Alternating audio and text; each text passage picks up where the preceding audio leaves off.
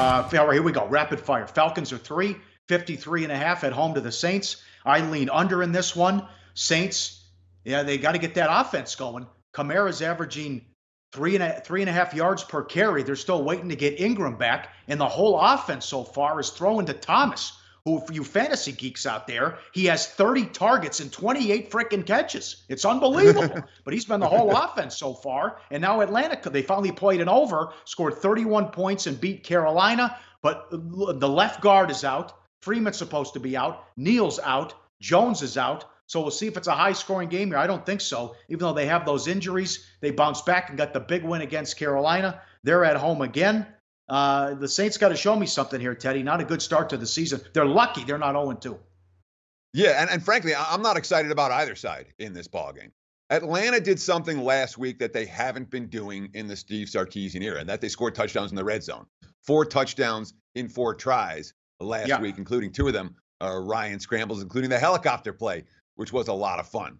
But consistently throughout the Sark era, we saw it in week 1, this offense tends to struggle in the red zone. Now, the Saints defense played much better last week after everything went over the top in week 1. We know it's a solid defense. We know if it's a spectacular defense, but given Atlanta's long-term red zone issues, I'm not convinced they're scoring touchdowns in this ballgame. I'm really not. That being said, I mean, you look at the first 2 games for New Orleans, they're at home against Tampa, they're at home against Cleveland, and they're life and death to win either one of those ball games. That's not necessarily a particularly positive sign, but that's looking back. Looking forward, well, let's look back one more thing. That's worth noting. Drew Brees has been excellent in the underdog role. New Orleans 10-5 ATS their last 15 tries, catching points. And when you say, all right, the Saints, they should be 0-2, and they're lucky to get out with a 1-1. Well, that was then. Moving forward, we have to think New Orleans is going to play a little bit better. And certainly, this has been their role. You put them on the road, especially in a dome. I wouldn't sell Brees short in this one, but it's not a game I'm particularly excited about, especially given the fact that, as you mentioned, with Kamara out, with Ingram out, that Saints offensive balance hasn't been there. The running game just not working right now. And last year was last year. Remember, Bradford played the game of his life on Monday night, and Brady carved him up. So that's no sin there. But you've lost to Tampa at home, and you were all lucky to beat the Browns. Kansas City, 6.5, 55 at home against the 49ers. Mahomes has been dynamite. Thank God they got rid of Alex Smith. No more Charlie checkdown. This is what this offense should have been. They have the best weapons in football, according to Bill Barnwell. I agree. They love Eric Bieniemy, the new offensive coordinator. The wide receivers were mic'd up during the last game. I'm watching the Pittsburgh game. It's crazy. There are 4 guys wide open on every play. Mahomes, 10 touchdowns, no interceptions. But now they were dogs. Now they're laying 6.5. And be careful, even though they have this great offense, the 23rd ranked defense, they're giving up 4.5 yards per carry on the ground, and they had the worst defense in the league last year and the worst run defense in the league last year per Football Outsiders, and Jimmy Jesus is 8-1 straight up in his career.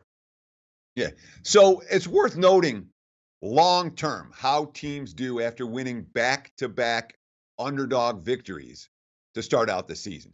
Week 3, in those games, teams are still money winners. This century, in the 21st century, better than 60% ATS off back-to-back underdog wins playing again in week 3, which says, basically, if a team was undervalued at the start of the season, even after a couple of wins, they're probably still an undervalued commodity. No surprise that we've seen money come in on the Kansas City Chiefs. And I'll tell you, with Mahomes, I almost used a pick. And if you're watching this in the clip, you'll see the picks. Obviously, when we go live, we don't do it. But if you're watching the clip, you'll see the pick of Patrick Mahomes. And I almost used the Patrick Mahomes in a Texas Tech uniform for the picture here. And I'll tell you why. Because Kansas City is running Texas Tech's offense right now. But they're running it with NFL athletes, 5 wide, spread the field, couple guys going deep, couple guys running crossing routes, multiple options on every play.